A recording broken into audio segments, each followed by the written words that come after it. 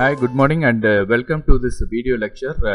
போன வீடியோவில் என்ன பார்த்தோம் அப்படின்னா வந்து methods of time value of money calculation and present value of money பற்றி பார்த்தோம். ப்ரெசன்ட் வேல்யூ என்ன டெக்னிக்கில் வந்து கேல்குலேட் பண்ணுறோம், டிஸ்கவுண்டிங் டெக்னிக்.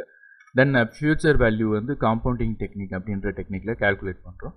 ஸோ இதைத்தான் வந்து நம்ம போன வீடியோ லெக்சரில் பார்த்தோம். இன்றைக்கி என்ன பார்க்க போகிறோம் அப்படின்னா வந்து features and valuation of equity and the bonds அப்படின்ற அந்த கான்செப்டை தான் பார்க்க போகிறோம். ஃபீச்சர்ஸ் அப்படின்னா வந்து குணாதிசயங்கள். What are the features? ஒரு ஈக்விட்டி ஷேரோட நேச்சர், அதாவது அதோட குணாதிசயங்கள் என்னென்ன, எப்படி இருக்கும், ஒரு எது வந்து நம்ம ஈக்விட்டி ஷேர் அப்படின்னு சொல்கிறோம். அதே மாதிரி பாண்ட்ஸ்னால் என்ன, எதை வந்து நம்ம வந்து பாண்ட்ஸ் அப்படின்னு சொல்கிறோம், அதோட அந்த நேச்சரை வந்து சொல்கிறது நம்ம படிக்கிறது தான் வந்து ஃபீச்சர்ஸ்.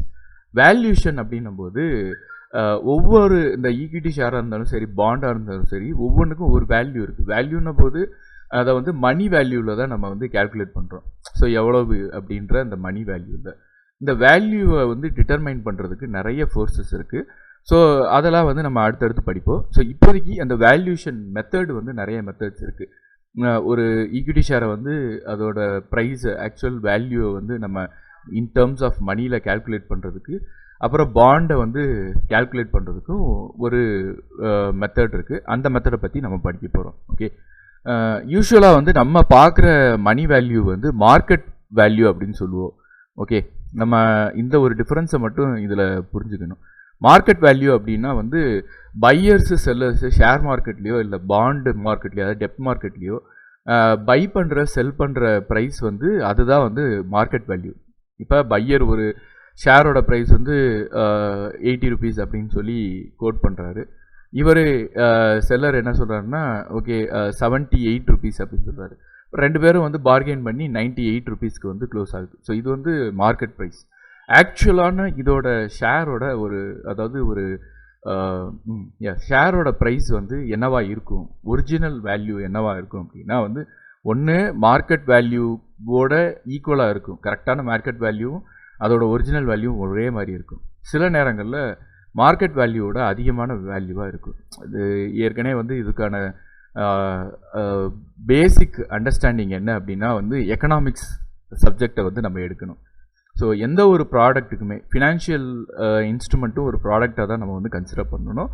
இங்கே பையர்ஸ் எல்லாம் இருக்கும்போது எக்கனாமிக்ஸில் என்ன இதாகுதோ, என்ன ஃபோர்ஸஸ் வந்து அப்ளை ஆகுதோ அதே ஃபோர்ஸஸ் வந்து இங்கேயும் அப்ளை ஆகும். அதாவது வந்து supply and demand side.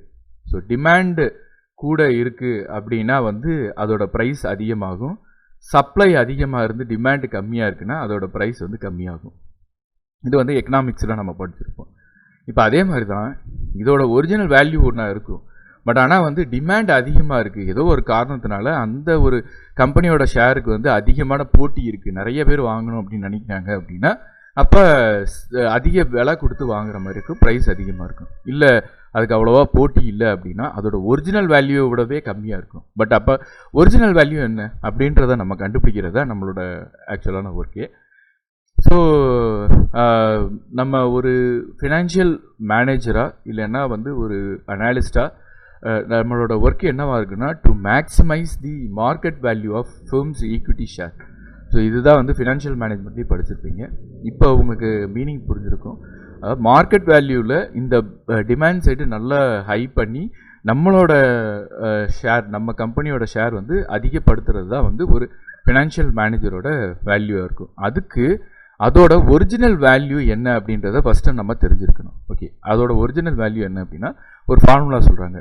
Value of the total value of the firm என்னவா இருக்கும் அப்படின்னா ஒரு கம்பெனியோட மொத்த மதிப்பு அமௌண்ட்டில், மணியில், ருபீஸில் இல்லை டாலர் ஏதோ ஒரு கரன்சியில் எக்ஸ்ப்ரெஸ் பண்ணும்போது வேல்யூ ஆஃப் மணியை வந்து என்ன சொல்கிறாங்கன்னா நம்ம ஷேரோட வேல்யூவும் பாண்டோட வேல்யூவும் நம்ம கண்டுபிடிச்சிட்டோம்னா அது ரெண்டையும் ஆட் பண்ணோன்னா அதுதான் வேல்யூ ஆஃப் ஃபேம். ஏன்னா ஒரு கம்பெனியில் கேபிட்டல் வந்து ரெண்டு டைப் ஆஃப் கேபிட்டல் தான் மொத்தமே இருக்கும். ஒன்று ஷேர் கேபிட்டல், இன்னொன்று வந்து டெப்ட் கேபிட்டல், அதாவது பாண்ட்ஸ்.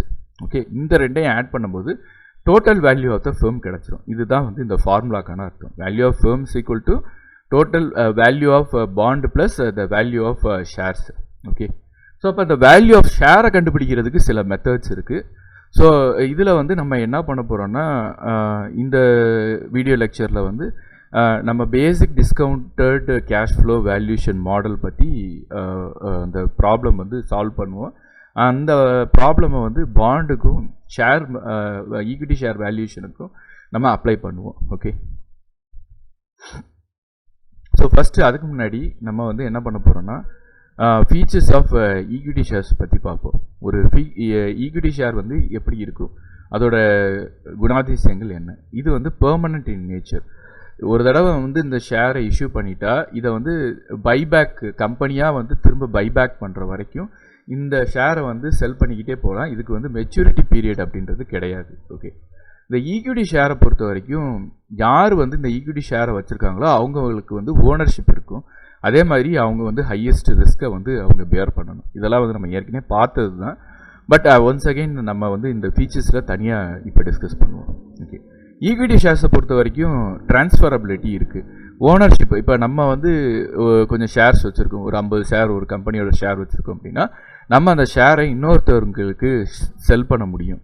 ஓகே, அதே மாதிரி டிவிடெண்ட் வந்து இதை பொறுத்த வரைக்கும் ஈக்விட்டி ஷேர்ஸை பொறுத்த வரைக்கும் கம்பெனி வந்து டிவிடெண்ட்டாக தான் பே பண்ணுவாங்க. ஸோ டிவிடெண்ட்டை பொறுத்த வரைக்கும் எவ்வளோ ப்ராஃபிட் வருதோ அதை பொறுத்து தான் வந்து பேமெண்ட் ஆகும். அதனால் டிவிடெண்ட் ரேட்டு எவ்வளவுனா ஃபிக்ஸடாக இருக்காது, சேஞ்ச் ஆகிக்கிட்டே இருக்கும். ஒரு இயர் வந்து 10%, ஒரு இயர் ப்ராஃபிட் நல்லா இருக்குன்னா 50% வரைக்கும் கூட கொடுக்கறதுக்கான சான்சஸ் இருக்குது. பட் ஆனால் 50% கொடுத்தா என்ன ஆகுன்னா it's not a good thing. Okay, so அதனால் வந்து யூஸ்வலாக ஒரு பர்சன்டேஜ் ஆஃப் அமௌண்ட் வந்து அவங்க ஃபிக்ஸ் பண்ணுவாங்க. அண்டு மிச்ச அமௌண்ட்டை கம்பெனிலேயே வந்து ரீட்டைன்ட் ஏர்னிங்ஸாக வச்சுருப்பாங்க. ஓகே, ஸோ இப்போ வேரி ஆகும் நமக்கு.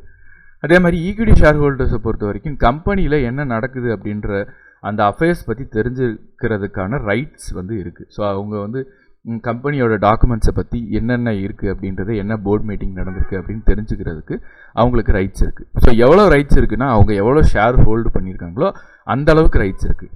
அந்த கம்பெனியில் ஃபுல் ஓனர்ஷிப் இருக்குது அப்படின்னா கிட்டத்தட்ட அபவ் 30% இல்லை 40% ஓனர்ஷிப் இருக்குது அப்படின்னா கிட்டத்தட்ட லேக்ஸ் அண்ட் க்ரோர்ஸில் இன்வெஸ்ட் பண்ணியிருப்பாங்க. அவங்களுக்கு வந்து மேக்ஸிமம் ஆஃப் த ரைட்ஸ் இருக்குது.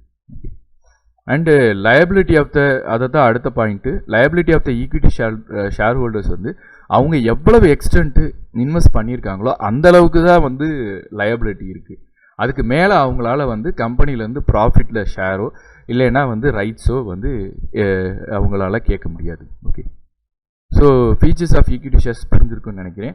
அடுத்து வந்து ஃபீச்சர்ஸ் ஆஃப் பாண்ட்ஸை பொறுத்த வரைக்கும் இது வந்து கடன் மாதிரி தான். ஸோ அதனால் வந்து எப்படி ஒரு பாரோவருக்கு என்ன ரிலேஷன் இருக்கோ அதே மாதிரி தான் கம்பெனி வந்து மெயின்டைன் பண்ணும். பாரோவருக்கு கம்பெனி வந்து ஒரு அமௌண்ட்டை கொடுக்குது அப்படின்னா வந்து அமௌண்ட் வந்து வாங்குது அப்படின்னா ரிட்டர்ன் வந்து அவங்க ஒரு மெச்சூரிட்டி பீரியட் ஆனதுக்கப்புறம் அந்த பிரின்சிபலையும் இன்ட்ரெஸ்ட்டையும் சேர்த்து அவங்க அந்த பாரோவருக்கு ரிட்டர்ன் கொடுப்பாங்க. ஸோ அதுதான் கான்செப்ட். ஸோ அதே கான்செப்ட் தான் பாண்டை பொறுத்த வரைக்கும். பாண்டில் வந்து இன்ட்ரெஸ்ட் ரேட்டு இருக்கும், அது ஃபிக்ஸட் ரேட்டு. அதை வந்து coupon rate payable to bond ஹோல்டர்ஸ்ன்னு சொல்லுவாங்க. அதே மாதிரி பாண்டு ஹோல்டர்ஸ்க்கு வந்து எப்படின்னா ஈக்குவலாக அமௌண்ட் இப்போ 10% ஃபிக்ஸ் பண்ணியிருக்காங்கன்னா அதே 10% தான் மெச்சூரிட்டி பீரியடு 10 இயராக இருந்தாலும் 10 இயருக்கு 10 டைம்ஸ் வந்து 10%லே தான் கொடுப்பாங்க. பாண்டு ஹோல்டர்ஸை பொறுத்த வரைக்கும் கம்பெனி அஃபேர்ஸில் அவங்களுக்கு எந்த வித கண்ட்ரோலும் இருக்காது. யூஸ்வலாக வந்து டெப்ட் இன்ஸ்ட்ருமெண்ட்டை பொறுத்த வரைக்கும் கவர்மெண்ட்டோ, நம்ம ஏற்கனவே இதை பார்த்துருப்போம், கவர்மெண்ட்டோ இல்லைன்னா வந்து எந்த ஒரு கம்பெனியோ வந்து இஷ்யூ பண்ணலாம். அதே மாதிரி பாண்டு ஹோல்டர்ஸை பொறுத்த வரைக்கும் அவங்களுக்கு லயபிலிட்டி, கம்பெனியில் லயபிலிட்டிஸ் கிடையாது. அதே மாதிரி இது வந்து பெர்மனண்ட் பாண்ட் அப்படின்னு, அதாவது இர்ரீடமபிள் பாண்ட் அப்படின்னு சொல்லுவாங்க. திரும்ப பெற முடியாமல் கம்பெனி வந்து திரும்ப அதை வந்து வாங்கிக்கிறாமல் அப்படியே அதை பாஸ் பண்ணிக்கிட்டே இருக்கிற மாதிரி இருக்கும். Through out the life time வந்து அந்த பாண்ட் இருக்கிற மாதிரி. ஆனால் இப்போ அதை வந்து ரெஸ்ட்ரிக்ட் பண்ணிட்டாங்க.